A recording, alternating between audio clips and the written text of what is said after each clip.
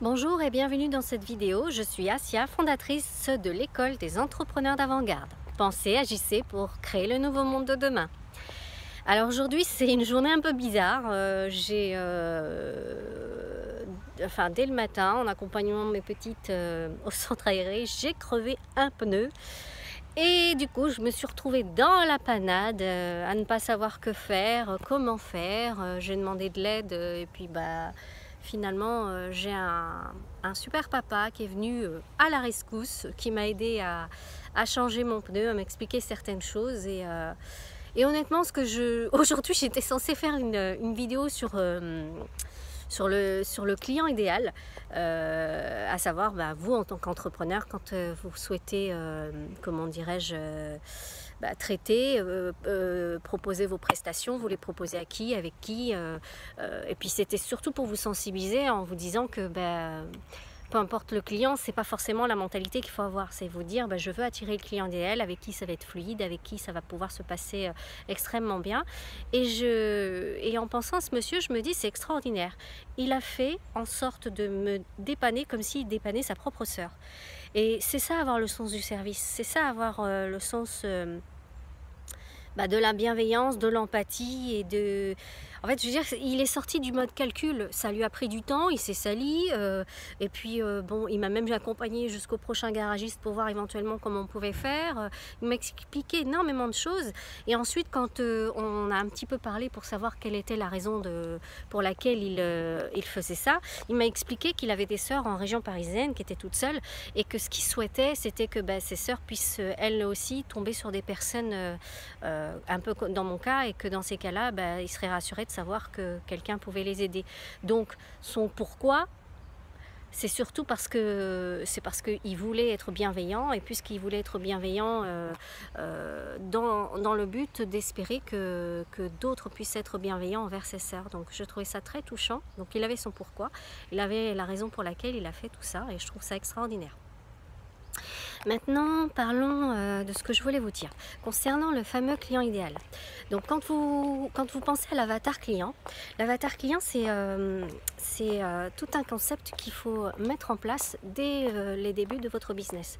À savoir, c'est marrant, il y a des gens qui passent et qui me regardent en se disant mais à qui elle parle? L'avatar client, c'est la fameuse cible du client où vous allez voir à peu près si c'est un homme, si c'est une femme avec qui vous souhaitez traiter. Ensuite, de quelle catégorie socio-professionnelle il fait partie, quelles sont ses souffrances, ses frustrations, quelles sont ses habitudes, quel est le budget moyen qu'il dépense, enfin bref, ça c'est des choses qu'on voit de manière assez poussée. L'avatar client est très important.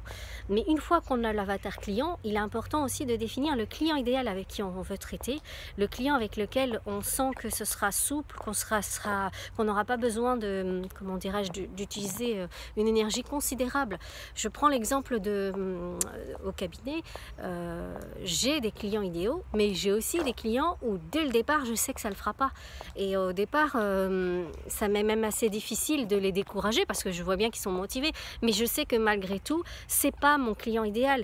Quand je suis aussi énergéticienne, et donc ce que je fais, c'est que je vois bien que c'est des gens qui sont beaucoup dans le mental, et que ces gens-là, je ne vais pas obtenir les mêmes résultats qu'avec d'autres gens qui sont beaucoup moins dans le mental. J'avance beaucoup moins rapidement pour ceux qui sont dans le mental, et c'est tellement lourd à porter, ça demande tellement d'énergie que limite, c'est pas que ça te dégoûte du métier, mais quasiment.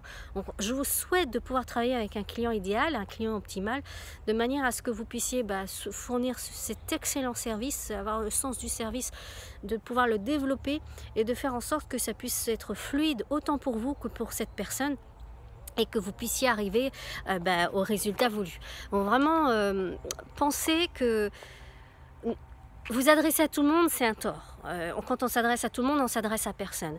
Vous avez une catégorie de personnes avec laquelle vous souhaitez travailler, je vous invite à les identifier, mais vraiment, c'est-à-dire alors, si vous démarrez, c'est assez difficile. C'est vrai que pour tous ceux qui débutent, c'est limite pas trop clair dans leur tête. Mais malgré tout, il faut le faire. Et pour ceux qui débutent, qui ont déjà eu quelques clients, il y a forcément des clients avec qui ça se matchait, avec qui c'était super bien, ça s'est bien passé. Réfléchissez en parlant de ces personnes, et puis en visualisant quels sont les les points communs avec ces personnes, qu'est-ce qui revient souvent, qu'est-ce qui fait que ça a tellement bien collé, comment ils étaient, c'était quoi leur mindset, leur façon de penser, quelles étaient leurs attentes, leurs frustrations. Donc vraiment essayer parce que plus vous allez vous focuser là-dessus, sur le client idéal, sur ces fameux clients que vous avez eus, ça a été très porteur, très bénéfique, plus il y a de fortes chances que vous attiriez aussi des personnes comme ça. Donc je vous le souhaite parce que c'est vraiment extraordinaire de pouvoir travailler avec des personnes comme le client idéal et optimal. Mais pour ça, il faut que ce soit clair dans votre tête pour que vous puissiez ensuite poser une intentionnalité, que vous puissiez vibrer une certaine vibration qui vous amène à attirer ce type de client. Donc vraiment, je vous le souhaite. Donc voilà ce que je voulais vous dire aujourd'hui. J'ai fait donc cette petite vidéo dans un magnifique parc que j'adore, qui m'inspire très souvent et qui me permet de me poser, de me balader, soit toute seule, soit avec mes enfants. Donc n'hésitez pas à liker la vidéo si vous avez aimé, à la partager. Et puis je vous dis donc à très bientôt. Belle journée à vous. Au revoir.